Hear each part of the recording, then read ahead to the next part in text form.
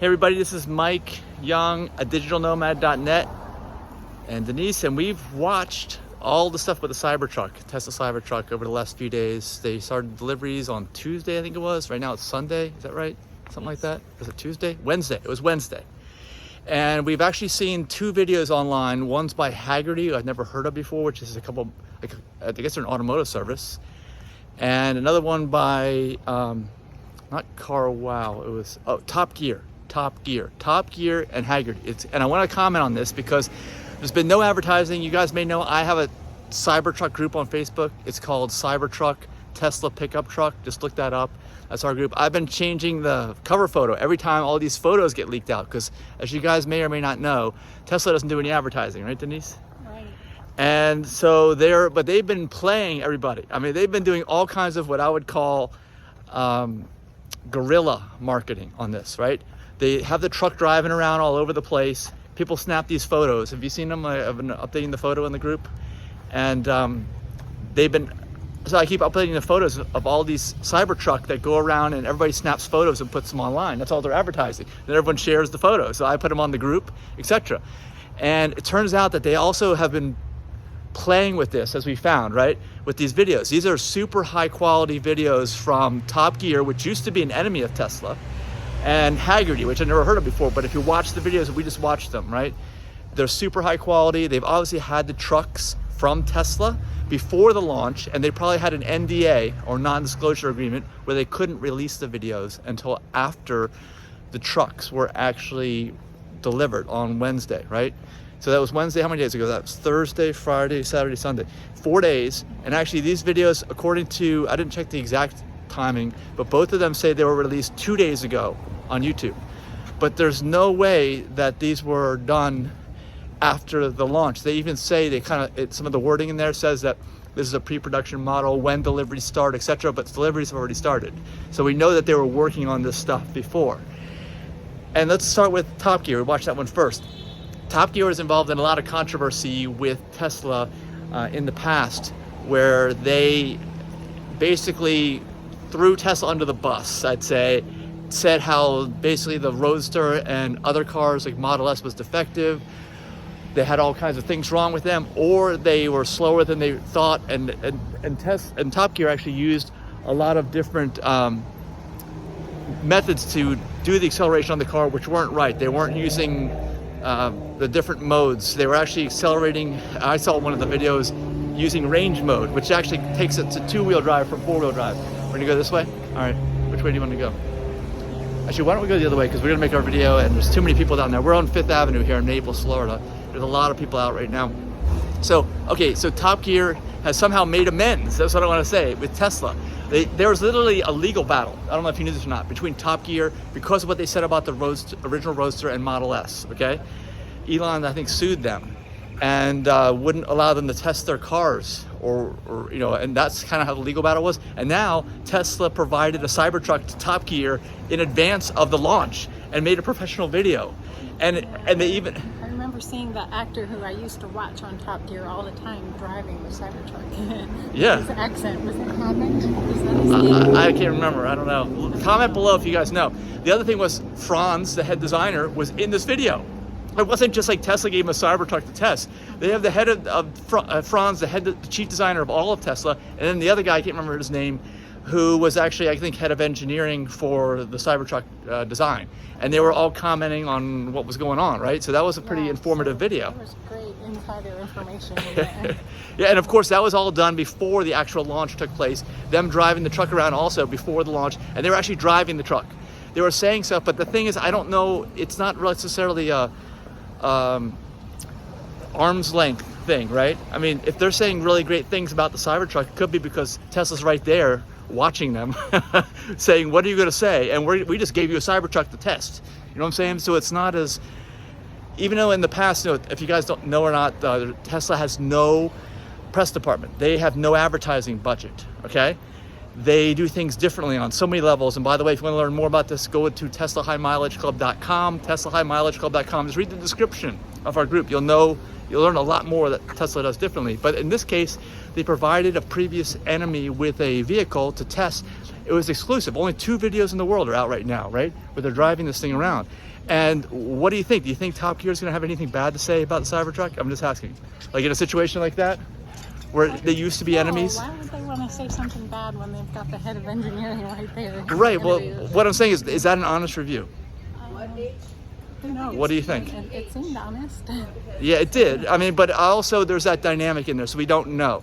So that was a good video. The other one, Haggerty, that we saw today, was they were throwing that thing around a racetrack. They were drag racing. They drag raced the other competitors, which are the Rivian R1T. We have actually a Rivian discussion group on Facebook. You can go ahead and join that if you want. It's called Rivian Electric Vehicles Discussion. Anyway, Rivian R1T, which has 4 motors instead of 3. CyberTruck only has 3. And you saw the drag races. They raced it against that. They raced it against the Hummer. And it just was clearly ahead. The CyberTruck was clearly ahead. Cybertruck smoked everything. And it has, like, you know, off-road tires on it too. It doesn't have track tires like the Rivian had, or, you know, stuff performance tires. Has mud tires on. Yeah, that's what they call them. So anyway, that was pretty cool. We learned about the drive-by-wire. Also, there was a lot of information that this Haggerty video provided about why they actually went to 48-volt architecture, right? Because even with the engineer, they didn't describe it all that much. But in this Haggerty video, they said they had 3 motors, 2 in the front to move that steering rack, and 1 in the back to move the rear tires. And if you were to do that with a 12-volt architecture, the amount of current flowing through would be, they said, more than a house because of how electricity works. So they had to make the switch to 48 volts in order to go to drive-by-wire steering.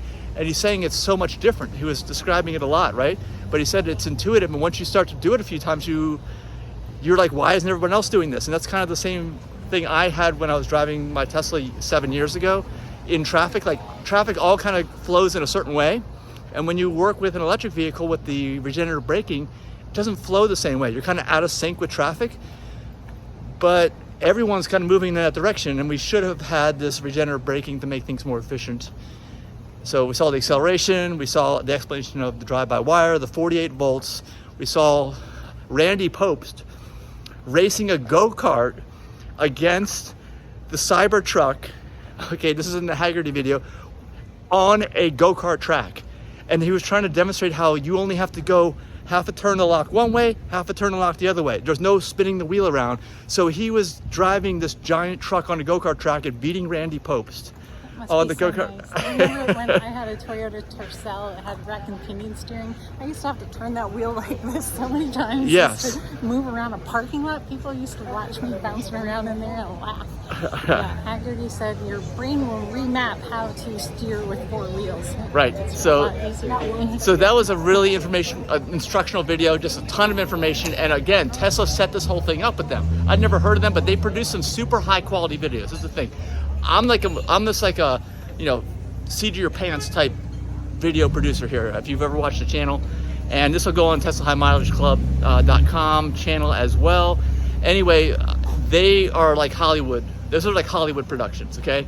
Like both of those videos, right? I mean, it was so high quality. Yeah, the sound, it was just like watching, sitting in a movie theater, the sound with the bass and everything, like a horror movie and a thriller all wrapped into one. Yeah, and so this is ingenious. Look at what they've done, Tesla's done now with their advertising. Because that's almost like a real ad.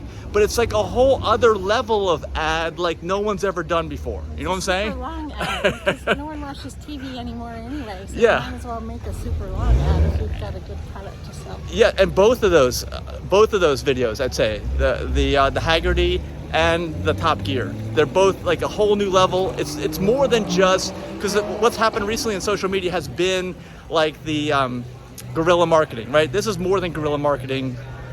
It's just like we all benefit in some way, and I guess Tesla doesn't even have to pay for it because these YouTubers are more than happy to give a Cybertruck a spin around the track, right? Actually, let's turn around, because unless we're going to the beach, which we're not, we're going to turn around because the beach is down there. Oh, do you want to? We have dinner at 5 o'clock, so I don't think we have time.